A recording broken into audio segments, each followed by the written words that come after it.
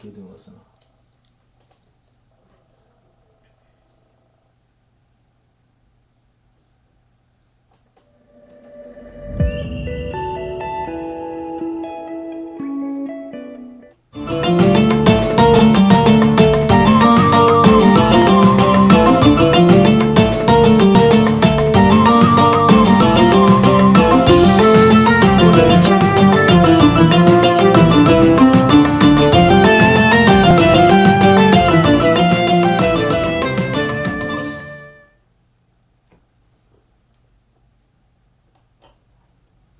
अस्सलाम वालेकुम। रहमत रमज़ान A1 टीवी की स्पेशल ट्रांसमिशन के साथ आपकी होस्ट सना ज़िया एक बार फिर आपकी खिदमत में हाजिर है। आज का हमारा प्रोग्राम सेलिब्रिटी स्पेशल प्रोग्राम है और इसमें मेरे गेस्ट पाकिस्तान मीडिया इंडस्ट्री का बहुत बड़ा नाम, काफ़ी अरसे से काम कर रहे हैं वो। He is an actor, director and writer. तो चले ज़्यादा टाइम नहीं लेती तो हम इंट्रोड्यूस कराते हैं आज के हमारे सेलिब्रिटी गेस्ट से, आगा अब्बास साहब से। अस्सलाम वालेकुम आगा साहब। अस्सलाम वालेकुम आगा साहब। जी वालेकुम सलाम। कैसे हैं आप? ठीक ठाक?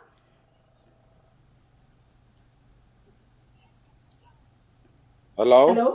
जी जी।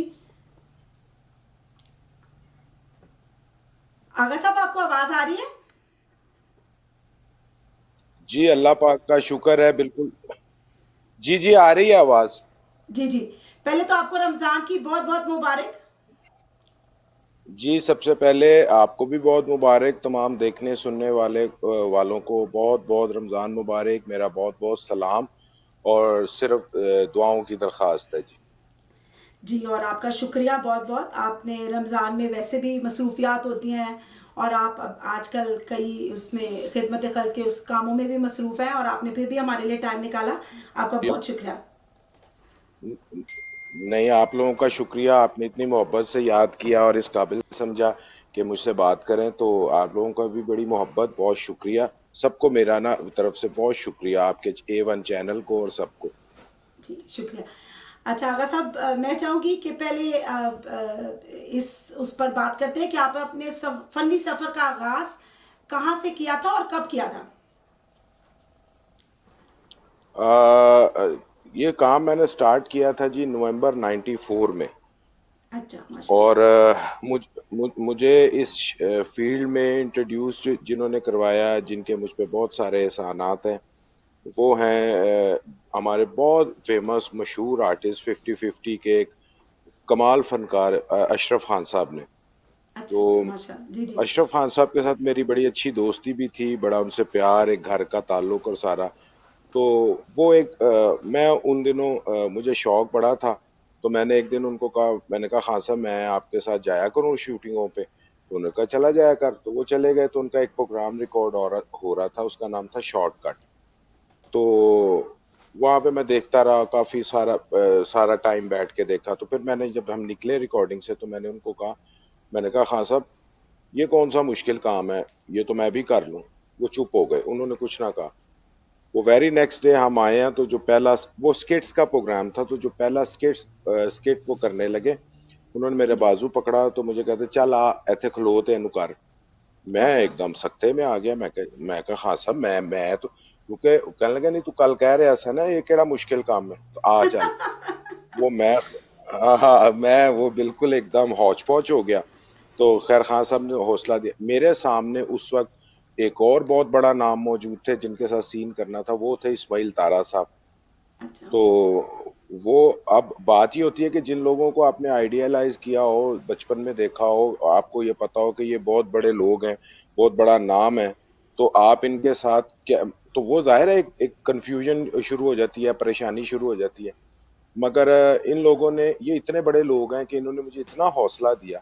तो मुझे तारा साहब कहने लगे घबरा क्यों रहा है, चल करना। मैं खड़ा हो गया जनाब। जी जी। हाँ वो मैंने किया, खैर वो किया, वो पूरा फिर प्रोग्राम में खान साहब कहीं ना कहीं मुझे काम करवाते रहे। और बस उसके बाद आहिस्ता आहिस्ता एक प्ले उन्होंने और करवाया, तो अच्छा, उसके बाद ये सिलसिला शुरू हो गया। तो इसका मतलब है कि आपने आगाज़ सिटकॉम से किया था? जी नहीं, वो एक स्किट्स अच्छा, थे, स्किट्स का स्किट्स जिस थे, तरह फिफ्टी अच्छा, फिफ्टी था, ठीक। उस तरह का, जी, जी। हाँ जी, उस तरह का एक प्रोग्राम था। उसके बाद मैंने जो प्ले किया था उसका नाम था अंकल प्रॉब्लम। वो अच्छा, प्ले कॉमेडी प्ले था ईद का, वो जी, मैंने जी। किया था। अच्छा, और फिर आपने जी, अपने फ़नी सफ़र का आगाज़ कर दिया। अच्छा, तो हाँ जी, अगर यहाँ से देखा जाए तो आप अपने कॉमिक रोल्स की वजह से ही ज़्यादा मशहूर भी हैं।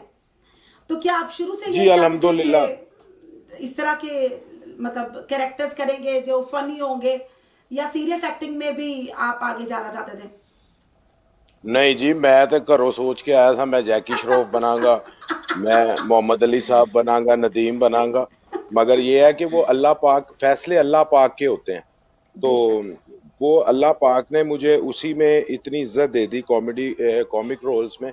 तो वो मेरे लिए एक बड़ा, क्योंकि अच्छा मेरी है वो अपनी तबीयत भी ऐसी थी कुछ हंसी मजाक वाली, तो वो अल्लाह ने मुंतखब भी उसी के काम के लिए कर लिया। जी, जी। अल्लाह को पता था कि ये सुस्त सा बंदा है, ये जो इसको आता है इसको यही दे दो। अल्लाह पाक ने बड़ी मेहरबानी की मेरे पे, जी, हाँ जी। जी। तो वो उन्होंने मेरे वही रोल्स जो थे वो क्लिक कर गए। तो जी, जी। और उसके बाद फिर मुझे मुझे जो सबसे बड़ी फिर खुशी मिली ना इसको करने में, कि जब अल्लाह पाक ने थोड़ा सा नाम पहचान दे दिया, तो उसके बाद मैं मुझे एक दफा एक फैमिली मिली, वो मुझे कहने लगी आप स्क्रीन पे आते हैं ना तो हम हंसने लग जाते हैं। तो मैंने अच्छा। मुस्कुराया, मैंने शुक्रिया किया। लेकिन आप यकीन करें उस दिन मैंने अल्लाह ताला का इतना शुक्र अदा किया, उसका सजदा किया कि या अल्लाह, अगर मुझे देख कोई हंस पड़ता है ना तो मेरे लिए ये बहुत बड़ी बात है, यही मेरा बिल्कुल। क्रेडिट जी, जी। है। और किसी को वो हँसाना अल्लाह कोई पाक इतना ने हर एक आसान को नहीं हर, है। जी जी, और वो आपको ना अल्लाह पाक ने हर एक को किसी ना किसी काम के लिए मुंतखब किया होता है। तो बिल्कुल। शुक्र है चले मैं हंसाने के काम आ रहा हूँ, रुलाने के नहीं आ रहा। जी, बिल्कुल। अच्छा, तो हाँ जी, चलते-चलते हमारे नाज़रीन के लिए कोई अच्छा-सा डायलॉग हो जाए, आपके किसी भी सीरियल का या सिटकॉम का?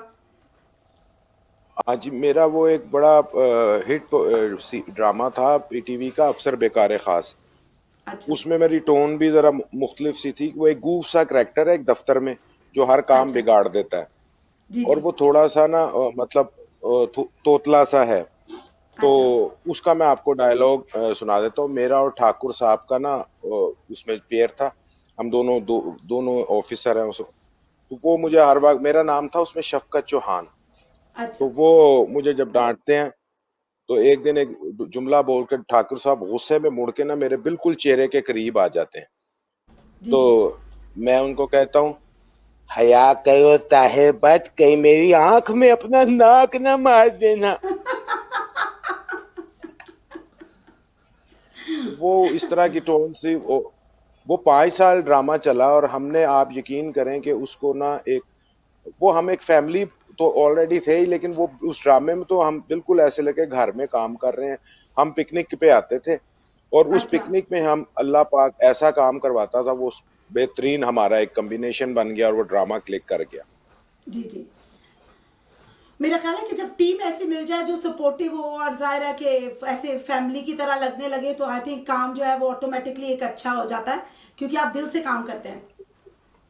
जी, उस देखें मैं आपको बताऊं, इस काम में आपके पास ना एक अच्छी टीम का होना बहुत जरूरी है। टीम बिल्कुल। आपके पास अच्छी हो, और उस टीम में सिर्फ एक्टर्स नहीं होते, उसमें राइटर होता है, डायरेक्टर होता है, टेक्नीशियंस होते हैं, कैमरामैन होता है, बूम वाला होता है, इवन जो आपको चाय पिला रहा है ना सेट पे, वो भी बिल्कुल, वो भी एक टीम। आपके साथ होना चाहिए।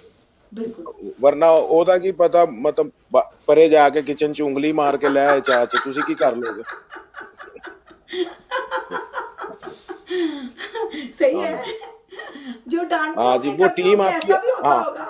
हाँ, जी जी, वो हमें तो नहीं ना पता, वो कर भी देते हैं।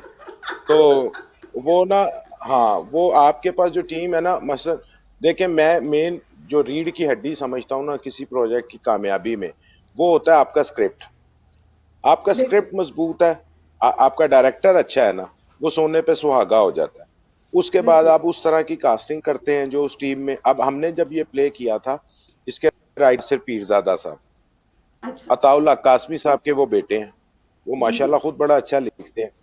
उसके बाद उसके डायरेक्टर थे आगा जुल्फकार साहब।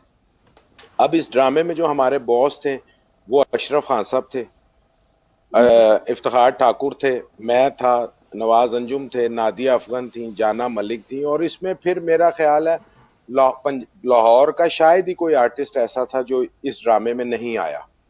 अच्छा। रूबी अनम साहिबा थी, खालिद भट्ट साहब थे, एनी जैदी एनी तायरा थी, अच्छा। जुल्कुरनैन हैदर साहब शुरू में रहे हैं, बड़े नाम थे इसमें सारे। ये सारे तो वो बड़े नाम आते थे। जाते रहे हैं। जी हाँ। तो 5 साल हमने ये प्ले किया है और इतना एंजॉय किया। और जी जब जी। आप, और फिर वो ये थे कि वो करेक्टर्स हमारे अंदर उतर गए थे, तो वो जी जब जी। आप इंटरेस्ट लेके काम कर रहे होते हैं फिर चीज क्लिक कर जाती है। बिल्कुल बिल्कुल ऐसा ही है। अच्छा, हाँ अभी जी। आपने वो ये कहा कि राइटर और डायरेक्शन और ये सब भी एक टीम का एक हिस्सा होना चाहिए। तो आपको ये राइटिंग का शौक कब हुआ? राइटिंग का शौक मुझे हुआ था 2000 में। अच्छा। मतलब अच्छा, ये जरा सी मैं ना इस बात को रिवर्स करने लगा हूँ। जी जी। मैं जब स्कूल में था, अभी तो जब स्कूल में था तो मैं ना ये नॉवल पढ़ता होता था बच्चों के जो आते थे, जाहिर है। अब मुझे देख के तो कोई मानता नहीं है ना, मैं भी कदे बच्चा था। तो लेकिन ये है कि जब मैं बच्चा था हाँ जी, तो मैं बड़ा क्यूट सा बच्चा था, एक गोलू मोलू सा। तो मुझे जी ये जी। शौक होता था उस जमाने में। यहाँ बच्चों के रिसाले आते थे, बच्चों की दुनिया, तालीम और तरबियत और बच्चों का बाग, इस तरह के जी जी। छोटे छोटे रिसाले आते थे। मैं वो पढ़ता होता था, मुझे बड़ा शौक था ये कहानियां वगैरह पढ़ने का। तो मैंने, मेरा ख्याल है मैं 6th या 7th में था, तो मैंने उसमें एक तालीम और तरबियत में एक कहानी लिख के भेजी। अच्छा। तो अब वो छप गई। अच्छा। वो छप गई और वो उसके ना, उस जमाने में उन्होंने ना 80 रुपए का मनी आर्डर मेरे घर भेजा। अच्छा। तो मे, मेरी वालदा साहिबा ने वो रिसीव किया और उन्होंने ना वो मनी आर्डर छुपा, वो पैसे छुपा लिए कि अच्छा। अगर इसको पता लगा ना कि इसको इनाम मिला है तो ये पढ़े लिखेगा नहीं और ये इस तरफ इसका इंटरेस्ट ज्यादा हो जाएगा। तो मैं इस बात पे ही बड़ा खुश था। मैंने उस रिसाले की कुछ 6-7 कॉपियां खरीद ली जिसमें मेरी कहानी छप। मैं इसी में खुश कि जी मेरी कहानी छप गई है। पैसों का दायरा में इतना था ही नहीं वो। लेकिन मैं, वो ये देखें कि अल्लाह पाक उस वक्त से ही मेरी ट्रेनिंग शुरू कर चुका हुआ था। तो बिल्कुल। वो, फिर मैं एक प्ले कर रहा था, वो मेरे एक दोस्त थे उनका ही प्ले था, मैं उसमें काम कर रहा था। तो ना राइटर का झगड़ा हुआ किसी स्क्रिप्ट पे। तो वो मेरे दोस्त जिनका ड्रामा था वो बड़ा उनको समझाया समझाया, दोनों नहीं माने। मैंने उनको ना, मैंने कहा जी मैं आपको आइडिया बता देता हूँ, आप इस ये किस्त लिख दें, इस तरह लिख दें। वो डिस्कस डिस्कस हुआ, तो वो जब चले गए तो मुझे कहते, वो मेरे दोस्त कहते, जिमी साहब उनका नाम था। तो जी जिमी जी। मुझे कहने लगा कि तू खुद क्यों नहीं लिखता ये। अच्छा। मैंने कहा यार, और मैं कहते यार तू लिख तो सही।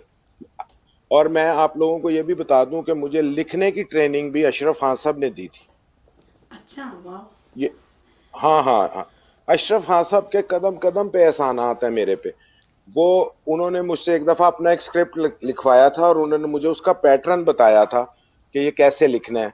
बताया ये वो मुझे, पहले तो आपको मेन टेक्निक समझनी है, पैटर्न समझना है कि स्क्रिप्ट आपने लिखना कैसे है। तो बिल्कुल। वो मैंने खैर दोस्त जिमी के कहने पे वो एक किस्त लिखी। वो वो बड़ी मजे, अच्छा वो अल्लाह की ही मेहरबानी होती है, वो लिखी बड़ी मजेदार गई। बस उसने कहा कि नहीं अब आगे ये ड्रामा तू लिखेगा। मैंने कहा नहीं यार, ये किसी का, वो उनके पैसे जाते घर जाते हैं, ये कहते जो भी है तूने लिखना है। मैंने वो लिखा। फिर कुछ एक दो और लिख के मैं फिर गैप आ गया। फिर हमने मुझे एक दिन फोन आया सलीम शेख साहब का, जो जी हमारे जी। नामवर एक्टर हैं। जी जी। उन्होंने मुझे कहा यार वो बसंत के प्ले का कोई आइडिया दो। तो अच्छा, आप मजे की बात यह है कि मेरे पास कोई आइडिया नहीं था, मेरे अच्छा। जहन में तो था ही नहीं। तो मैंने उनको कहा, मैंने कहा, कहने लगे कोई आइडिया है, मैं कहा हाँ जी है। तो कहते हैं अच्छा चलो कल मिलते हैं, ठीक है। मैंने कहा जी। अगले दिन, अब उस दिन जैसे ही वो फोन बंद हुआ मैं ऑन हो गया, सोचता रहा। वो एक आइडिया निट किया हमने, मुझे आ गया, जेन में आया, मैंने अगले दिन उनको सुनाया, उसको पसंद आया। आप यकीन माने वो प्ले हमने किया, उसमें सुहेल अहमद साहब थे, काशिफ महमूद साहब थे, सलीम शेख था, मैं था, और एक लड़की होती थी उनका नाम भी सना था। तो अच्छा। वो थी, और एक रायमा लड़की थी उसमें। वो खैर हमने ना प्ले अंदरून शहर में हमने छतों पे शूट किया। अच्छा। वो इतना मजेदार प्ले और इतना क्लिक किया तो उसके बाद वो ARY पे 2 या 3 साल मुसलसल रिपीट होता रहा हर बसंत पे। अच्छा। तो बस उसके बाद ये सिलसिला चल निकला। फिर मैंने ज्यादा प्ले सलीम शेख के ही लिखे, फिर जी जी। और लिखना शुरू हो गई। बस ये सिलसिला अल्लाह पाक ने मेहरबानी करके ये इसको चल सो चल हो गया।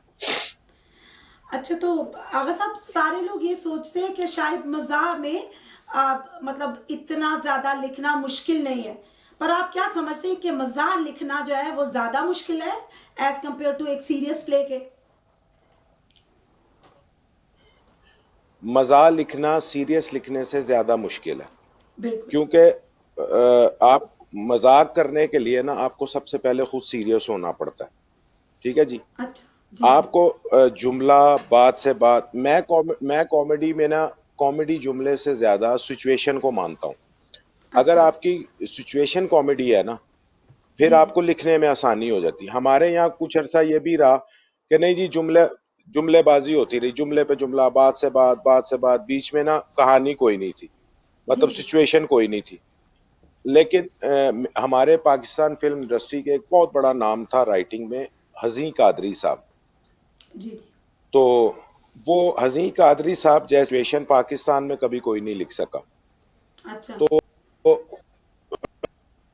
वो कॉम्बिनेशन क्रिएट कर, तो वो जब क्रिएट कर लेते थे तो उसके बाद वो उसमें जुमले भी मिल जाते हैं, सारा कुछ। तो ये मैंने ना उनको ज्यादा इस चीज को फॉलो किया। मैं कहता था कि आप सिचुएशन क्रिएट करें तो जुमले देखिए, मेरे अपने अंदर मजा है, मैं आधे घंटे से ज्यादा सीरियस रह ही नहीं सकता।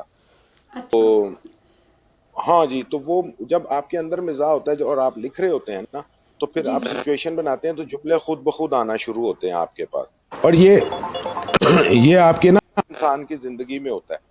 मैं आपको बिल्कुल। बताऊं, जैसे आप लोग हैं, आप हैं, अब आप जी यहाँ जी। प्रोग्राम कर रहे हैं, आप अपने घर घर में जाएंगे, फैमिली में जाएंगे, रिलेटिव्स में जाएंगे, दोस्तों में जाएंगे, तो वहां कोई ना कोई ऐसी बात आप कहते हैं कि जी फलां के साथ ये हुआ, फिर आप जी जी। आपके पास ऑटोमेटिकली एक बात आएगी, आप उसको एंजॉय करेंगे, हंसेंगे। ये अल्लाह पाक ने हर एक में सिफ्त रखी है।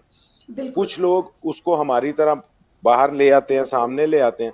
आप लोग अपने कुछ लोग अपने ना जो सराउंडिंग्स हैं या अपने लोग हैं उनमें ही रखते हैं। उनमें ही महदूद फर्क इतना रखते है। हैं। मजा जी जी। अल्लाह ने हर एक में दे के भेजा है। जी जी। अब अच्छा। आपने कभी कोई इस ऐसा इंसान देखा है जो पैदा होने से 80 साल का हो गया और वो यूं बैठा है? नहीं। ऐसे नहीं होता। हाँ, बिल्कुल। हाँ। ये बड़ी कि कोई अच्छी बच्चा बात कही आपने आपने। देखा हो जो पैदा हुआ है हॉस्पिटल में और सीरियस है, ऐसे नहीं होता। जी। हाँ जी। बिल्कुल। इसके साथ ही मैं ये कहूँगी कि आपके लिए सलाम आया है ग्रीस से, यूरोप में से बिस्मिल्लाह एलेना कह रही हैं आपको अस्सलाम वालेकुम। और नाहिद फिरदौस ज़िया साहबा भी वालेकुम कह रही हैं वेरी अस्सलाम। एंटरटेनिंग। जी बहुत शुक्रिया, बहुत शुक्रिया, आप लोगों की दुआएं हैं जी। जी। तो बस इसी तरह टाइम टू टाइम कमेंट्स लेते जाएंगे। अच्छा, आपने एक्टिंग की, फिर राइटिंग भी शुरू कर दी, एंड देन डायरेक्शन भी आ गए, तो वो क्या वाकया था? डायरेक्शन मैंने कोई डायरेक्शन ऐसे था कि मैंने ना एक प्ले लिखा था, एक सीरियल लिखा था। तो अच्छा, ये हर राइटर के लिए ना जो स्क्रिप्ट होता है ना वो उसके बच्चे की तरह होता है। तो बिल्कुल। वो मैंने एक स्क्रिप्ट किसी के लिए लिखा और उन्होंने अल्हम्दुलिल्लाह जिस बेदर्दी से उस स्क्रिप्ट का बेड़ा गर्क किया, वो मैं मतलब कई, हाँ, हाँ जी, कई बार उस सीरियल में मेरी सडन डेथ हुई है। कई बार मैं लगा हूँ कि मैं अब अच्छा। क्या करूं, मैं कहाँ फंस गया हूँ। उसके बाद मैंने एक और एक सीरियल और लिखा, वो मेरे आइडिया बड़ा यूनिक किस्म का था। तो वो अच्छा। मुझे ना वही डायरेक्टर कहे, अब मैंने दे दे मैं बनाना। अच्छा। तो मैंने उससे कहा, मैं कहा तू घर जाके ना सिर्फ चाय बना, ये ड्रामा छाड़ दे। हाँ, हाँ। मैं कहा बेटा पैसे इकट्ठे करके ना ईद के कपड़े बना, ड्रामा ना बना। वो ना मैंने बड़ा सोचा हाँ जी। तो वो फिर उसकी डायरेक्शन मैंने की थी, मतलब कि मेरा वो चीज जाया ना हो जाए। वो जी जी। अल्हम्दुलिल्लाह वो एक अच्छा तजर्बा रहा। लेकिन मैंने शुरू में बताया ना, मैं एक बड़ा सोल और सुस्त किस्म का इंसान हूँ। तो मेरे से ये इतने बड़े डायरेक्शन बहुत बड़ा काम है। बिल्कुल। डायरेक्शन मतलब जिस तरह एक्टिंग समुंदर है ना, इस तरह डायरेक्शन में का भी यही हिसाब है। और बिल्कुल। मेरे लिए जो सबसे बोरिंग काम है ना इसमें, वो ये है कि मैं एडिटिंग पे नहीं बैठ सकता। अच्छा। मेरे हाँ, मुझे आप ये कहें ना कि अगर सब यहाँ 5 घंटे बैठ जाएं और बस हम ये करें, आप 5 घंटे बैठ के मुझसे बातें करते रहें, मैं खुश हूँ। अच्छा। आपने मुझे 5 घंटे में कोई काम कह दिया ना, तो बस फिर वो मेरे लिए बड़ा मसला बन जाएगा। तो अच्छा। मैं, और ये टेक्निकल काम है डायरेक्शन सारा, मतलब ये जी जी। हमारे मुल्क में अलमिया जो ये हुआ है ना, जिस 14 इंच के टीवी ने हर बंदे को डायरेक्टर बना दिया कि वो बिल्कुल। उसमें स्क्रीन में देख रहा है, बूम तो नहीं आ रहा, ये तो नहीं हो रहा है, थोड़ा लेफ्ट कर लो थोड़ा, वो डायरेक्टर बन। ऐसा नहीं है, डायरेक्शन नहीं है इसका बिल्कुल। नाम। डायरेक्ट एक्शन और कट का नाम डायरेक्शन नहीं है, ये एक टेक्निकल काम है। और बिल्कुल। मुझे लिखने में बहुत मजा आता है, मुझे स्क्रिप्ट राइटिंग में बहुत मजा आता है। वो आप चाहे मुझे 2 दिन में मुझे बैठ के लिखना पड़े, मैं लिख लेता हूँ। मगर डायरेक्टर मैं समझता हूँ एक अहम जिम्मेदारी है, और वो कैप्टन ऑफ द शिप होता है। बिल्कुल। इसलिए हर बंदे को इसमें छलांग नहीं मारनी। बिल्कुल। और आई थिंक जी। आजकल अब ऐसा है कि चैनल्स इतने ज़्यादा हैं, तो वो शायद जी। उनकी जो टाइम है उसको कवर अप करने के लिए everyone wants to be director, और ज़ाहिर मीडिया इस टाइम बहुत हाइपर है, तो आई थिंक वो एजुकेशन और वो नहीं, एक्सपीरियंस नहीं उसमें रहा जो पहले के दौर में था। उसमें ना जी, ये हुआ है कि कराची में बहुत बहुत अच्छा डायरेक्टर काम कर रहा है, लाहौर में बड़ा अच्छा अच्छा डायरेक्टर है, जी जी। कराची में यंग लड़के हैं जो डायरेक्शन कर रहे हैं, मगर वो प्रॉपर सीख के आए हुए हैं। उन्होंने जी किसी जी। बड़े डायरेक्टर को असिस्ट किया हुआ है या सीख के आए हैं। अच्छा, कई मेरे जैसे हैं जो घर से दही लेने निकले हैं, उन्होंने कहा चलो मैं ड्रामा ही कर लूं। हाँ जी। तो वो ऐसे भी हुआ है ना, उनकी वजह से काम खराब हो गया। हाँ। नहीं, आप तो दही लेने नहीं हाँ आए, जी। आपके साथ तो माशाल्लाह यू आर लकी ना, बड़े बड़े नाम हैं जिन्होंने आपको सपोर्ट किया हाँ है। जी। अच्छा तो नहीं जी, मेरे पे बहुत सारे फहरिस्त है लंबी जिनका एहसानात है मुझ पे। जी, बस बड़े डायरेक्ट और ये बड़े एक्टर्स यही है, इसीलिए वो बड़े हैं। तो अब इसके हाँ साथ जी। साथ अब ये बताएं कि आपने कहा मैं डायरेक्टर भी हो गया हूँ, एक्टर भी हो गया हूँ, तो मैंने कहीं कहीं सुना है जी। कि आपको सिंगिंग का भी बड़ा शौक है। अब ये क्योंकि रमजान का है तो। ओए होए होए, बड़ा सख्त, अच्छा। बड़ा बड़ा सख्त शौक था मुझे। यानी अगर अच्छा। मैं एक्टर ना होता तो मैं 100% कोई सिंगर होता, जरूर होता। अच्छा, पर जब आप घर से चले थे तो सिंगिंग की तरफ मतलब सिंगर बनने चले थे या एक्टर बनने चले थे? नहीं नहीं सर, मैं, ये था कि मैं आया तो मेरा शौक तो फोकस एक्टिंग एक्टिंग ही था, था। क्योंकि मैं ना, अच्छा। हाँ, नकलें उतारता होता था। मैं अच्छा। बचपन से नकलें में मेकरी करता था, नकलें उतारता था, तो ये भी इसका एक हिस्सा है। और अल्लाह पाक आपकी शुरू से जिस काम में लाना होता है उसकी ट्रेनिंग कर रहा होता है। बिल्कुल। तो मुझे शुरू से था यही, मैं एक्टिंग की तरफ ही जाऊं या सारा कुछ करूं। से इंस्पायर हूं ना सबसे ज्यादा, वो थे मुनव्वर जरीफ साहब। जी, बहुत बड़ा नाम उनकी है पाकिस्तान मैं फिल्म उन, इंडस्ट्री का। हाँ जी, बहुत बड़ा नाम है। लहरी बिल्कुल। साहब थे, मुनव्वर जरीफ साहब थे, लेकिन मुनव्वर साहब जैसा काम मैंने देखा ही नहीं ना। कोई कर सका, उनको छू ही नहीं सका कोई। बिल्कुल। तो मुझे नो वो डाउट। ज्यादा था। उस वक्त यहाँ की आवाज भी अच्छी थी, तो मैं गुनगुनाता भी था, अपने शो गाता भी था। मैं आपको सुन के हैरानी होगी, जिस एज में लोग गाने सुनते हैं ना, फड़कते हुए और डिस्को और ये और फलाना, जी जी। मैंने उस दौर में आपदा परवीन साहिबा को सुना है, मेहदी साहब को सुना है, गुलाम अली साहब को सुना है। मैंने माशाल्लाह। इस तरह के लोगों को सुना है। मैं उनकी कैसेट सुनता था, मैंने कभी ये शोक और चंचल गाने नहीं सुने। चलिए फिर अब वो आपको एक शौक शौक भी अपना है था बस। और अब मौका भी है, तो आपसे इल्तमास करना चाहूंगी कि ज़ाहिर है रमज़ान का महीना है, तो इस हवाले से अगर कुछ हमारे जी। नाजरीन को सुना दे दो।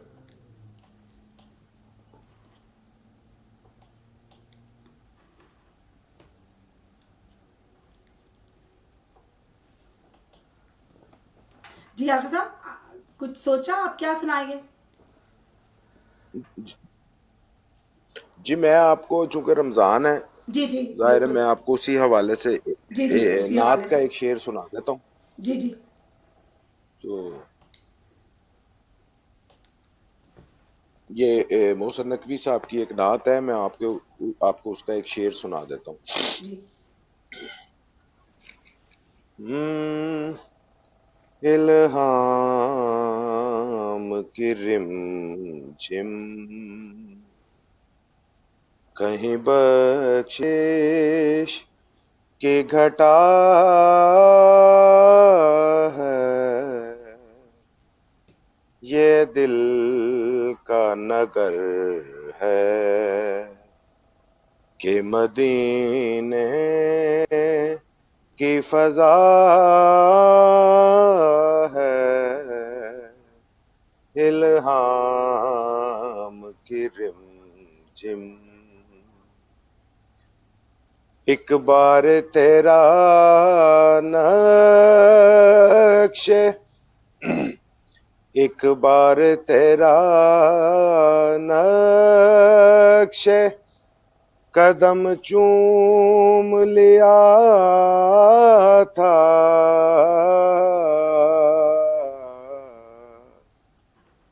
100 बार फलक शुक्र के सजदे में झुका है,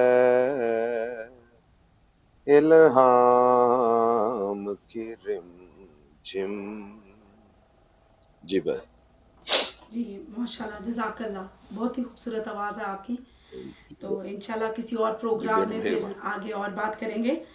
अब जैसे जी रमज़ान का इंशाल्लाह। ज़िक्र शुरू हो ही गया है, तो रमज़ान के हवाले से मैं जी पूछूंगी कि कैसा गुजरा आपका रमज़ान? क्या मसरूफियात हैं आपकी? जी जी माशाल्लाह बहुत अच्छा है। अल्लाह पाक का एक करम हो जाता है किसी भी मतलब मुसलमान कौम पे, ये अल्लाह पाक का सबसे बड़ा करम है कि जिसको रमजान नसीब हो जाता है। बेशक। और ये वो महीना है, वैसे तो वो हर वक्त आपको माफ करने के लिए तैयार है अगर आप दिल से माफी मांगे, मगर इस महीने में वो खास एक रहमत के दरवाजे खोल देता है कि जिसको चाहिए उसकी बख्शिश चाहिए, रहमत चाहिए। तो ये हम बड़े खुश नसीब लोग हैं कि हमें रमजान नसीब होता है। तो अल्हम्दुलिल्लाह बहुत बहुत ही बड़ी अल्लाह की मेहरबानी है हम सब। जी जी।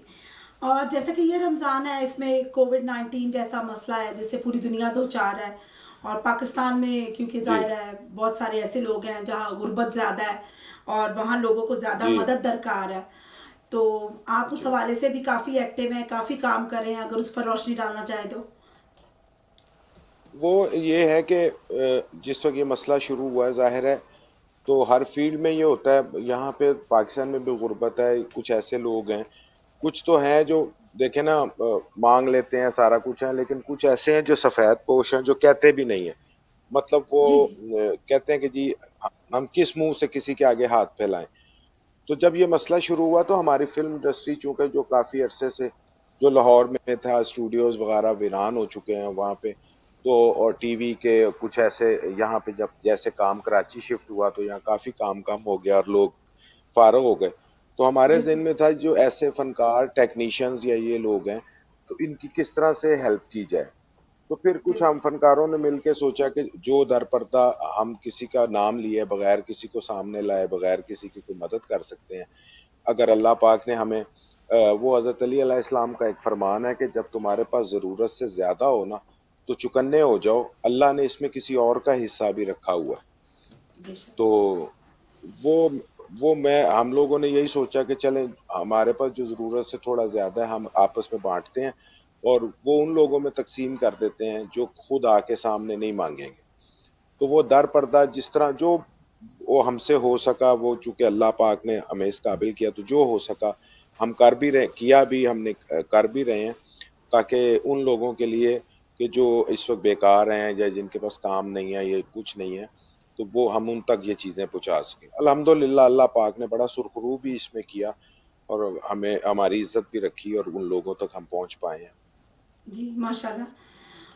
वही वाली बात है, फनकार बरादरी जो है वो सिर्फ यही नहीं है कि पूरी पाकिस्तानी कौम को या पाकिस्तान से बाहर भी लोगों को सिर्फ अपने फ़न से महसूस नहीं करते हैं, एक दूसरे की मदद भी करते हैं। और जब भी पाकिस्तान में जी कभी भी मुश्किल की घड़ी आई है, करनी भी चाहिए। हमेश जी जी बिल्कुल।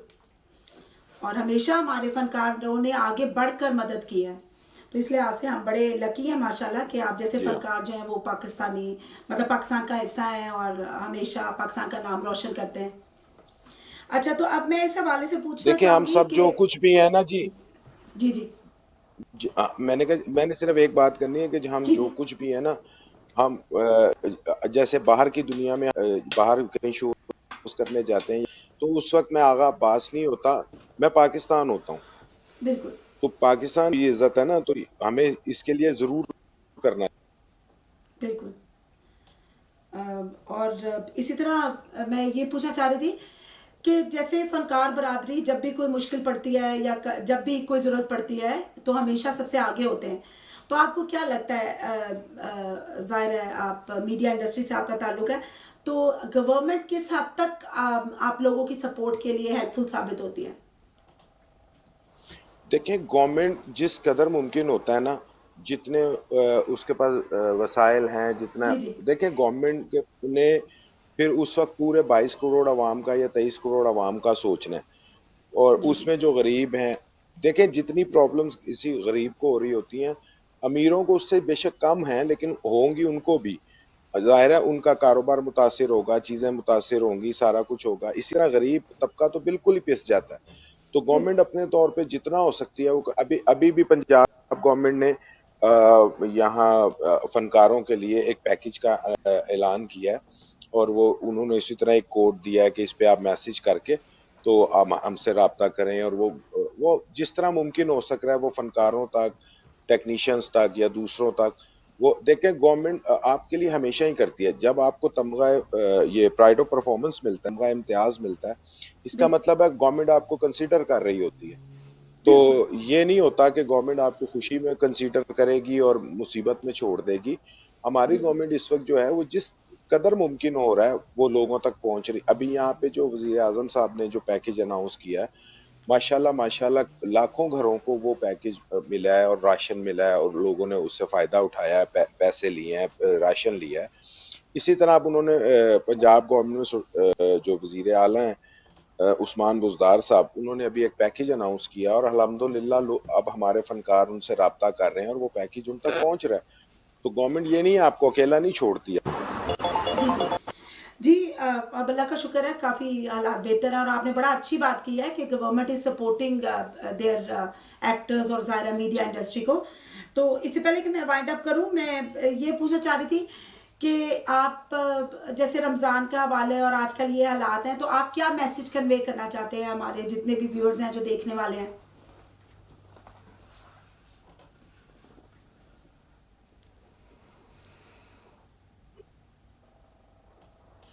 बस ये मैंने मैसेज देना है। एक तो ये हालात जो कोरोना से हुए हैं, इसमें हम आवाम से जहाँ भी कहीं भी कोई मौजूद है, हमारा पाकिस्तानी है या गैर मुल्की है, हमने तो इंसानियत के नाते सबको देखना है। बस अपने आप को महफूज रखें, अपने प्यारों को महफूज रखें।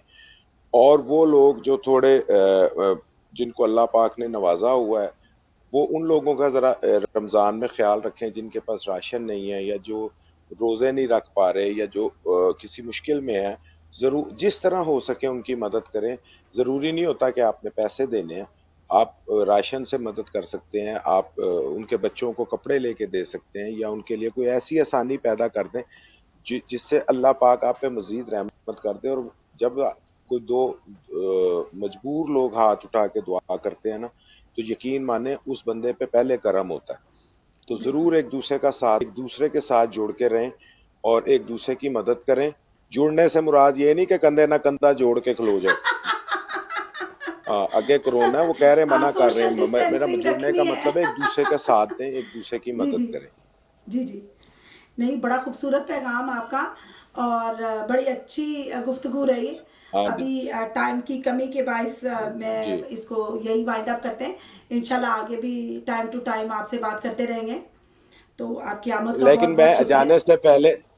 जी मैं जी जाने से पहले अपने देखने वालों को ना, जाहिर है मैं कॉमेडियन हूँ, मैं रह नहीं सकता, तो मैं जी इनको जी हंसा के ही जाऊंगा। जी जी तो मैं इनको एक लतीफा सुना देता हूँ। जी जी। एक 2 सीटों वाला हेलीकॉप्टर एक कब्रिस्तान में गिर गया। अच्छा तो उन्होंने अपने एक मेरे जैसे गूफ ऑफिसर को कहा, जा जाके वहां वो 2 लाशें जो उसमें हैं वो ले आ, और वो अच्छा जगह साफ कर। वो चला गया। 6 घंटे बाद उसने अपने ऑफिस वालों ने फोन किया, हाँ क्या बना है, लाश मिल गई। तो कैसे कहता है जी, 921 981 लाशें मिल गई हैं, बाकी अभी खुदाई जारी है। उसने पूरा कब्रिस्तान ही खोद दिया। और बस आप लोग इसी तरह हंसते रहें, खुश रहें, आबाद रहें। मुझे आप लोगों की खुशी बहुत और हंसी बहुत अजीज है, इसके लिए मैं हमने सारी जिंदगी मेहनत की। आप लोग सब खुश रहें। आपके हम चैनल A1 का, आपकी टीम का बहुत शुक्रिया, जिन्होंने मुझे इस काबिल समझा और मुझसे इतनी मजे मजे की बातें की। जी, थैंक यू सो मच। बहुत बहुत शुक्रिया आपका। और वही वाली बात है कि लोगों को रुलाना आसान है लेकिन हंसाना इतना आसान नहीं। तो माशाल्लाह आप इतने अरसे से हम हाँ सारे जी। लोगों को हंसा रहे हैं। तो अल्लाह मियाँ आपको इसी तरह ज़िंदगी सेध दे और आप इसी तरह हमें हंसाते रहें। जी इंशाल्लाह। जी जी इंशाल्लाह। शुक्रिया। जिंदगी बाकी तो जरूर, ये बस आप लोग दुआओं में याद रखा करें बस। जी बिल्कुल बेशक। बहुत शुक्रिया आपकी आमद का। और बस आज से चलते चलते इस प्रोग्राम से यही कहूँगी कि अल्लाह मियाँ हम सब लोगों को नेकियां बांटने और नेकियां समेटने की तौफीक अता फरमाए। Till then keep watching A1 TV। Thank you.